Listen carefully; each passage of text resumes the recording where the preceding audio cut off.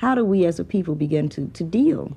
What we have to it? do, and it's a very difficult uphill job, Nikki. What you have to do is begin to change the basis on which people think. For example, you have to begin to shift the basis of the language, because the way people speak is also the way they think. Yeah. And I haven't got to point out to you because you know that the English spoken by black Americans is not the English spoken by white Americans. Yeah, that's true. No. And so that's given, and we have to use it and do something with it which has not been done before. You know? Mm-hmm. We are in great trouble, but we have the great advantage of knowing we're in great trouble. You know, we're in trouble man to woman, man to man. We're in trouble, you know, father to son, mother to daughter. But we know we are. If I can liberate my great-nephew, if black people can liberate themselves, and since we're talking about a commercial endeavor, too, by the way, you know, because the great crisis is we have no land and no money. Well, that's, you know? But that's all right. That resides in power. Yeah, we'll get... Because you find out you cannot purchase anything you can't take. We'll get the power. You know what I mean? We'll get the power. You must. No, we'll get the power. And the power is not the land or the money. I know that. The power is the ability to effect. But now you are agreeing with me. Oh, of course. You're wise, man. What? You're a wise man, why wouldn't I? Oh, wow. No, and one of the strengths of the Afro-American, certainly the last 20, 30 years, is that we have recognized we are not Americans. On one hand. On the other hand, we are the only true inheritors of the place called America. That's right. It belongs to us. Because we are still outside of it. It belongs to us, and there's nobody can do anything about that. And we will get it. If we continue to move.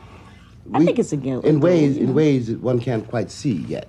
We already have it. It's one of the reasons for the panic. We have to effect it. Yes. We have to know it, and we have to make sure that everybody else... We have to change it. Sure. It's like the South lost the Civil War, but they didn't know it, which is why they continued until someone finally said, you know you lost. And, oh, did we? You know what I mean? They continued to act as if they had won. Well, they still haven't lost it because that war was a kind of... Yeah.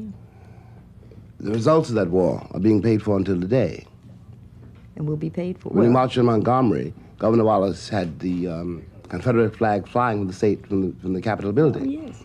which is legally insurrection. But nobody said a word about it. Because, in fact, the South and North simply concluded a contract between them to keep you and me in slavery. Yeah. That's all that really happened. So the textile mills in Massachusetts got rich, and the cotton fields got rich. Where the textiles come from, except Mississippi. But see, so many institutions to me, or not but so many institutions, like, it just doesn't make that much difference that Shirley Chisholm is in Congress or Richard Brooke is in the... Well, it's what I mean when I say, you know, the white and black are really very arbitrary categories which cannot be trusted. Well, certain things have certain color designations. Well, the fact that Ed Brooke is a senator from Massachusetts, or that we have some black mayors, since it doesn't change the machine, doesn't change the parties which they allegedly represent, doesn't mean anything.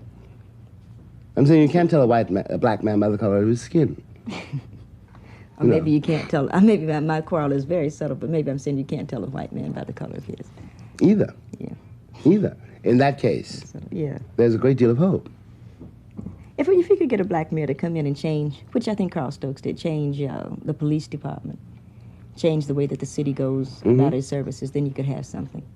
But if he's not going to change it, first of all, the militia, which becomes the police department, if he's not willing to make those kind of changes, or if he's not willing to, let's say, take on the McCarran Act, then he's just not doing black people any... or the country. Good. Well... No. It's one and the same. No. It's in my mind, it's one and the same. It's one and the same.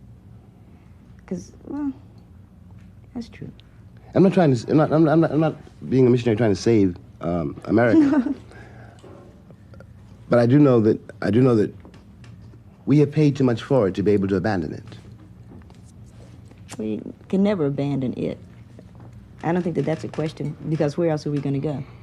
I mean, nobody else wants us. Well, in any case, my father and my father's fathers paid too much for it. I've paid too much for it. I'm only 28. Yes.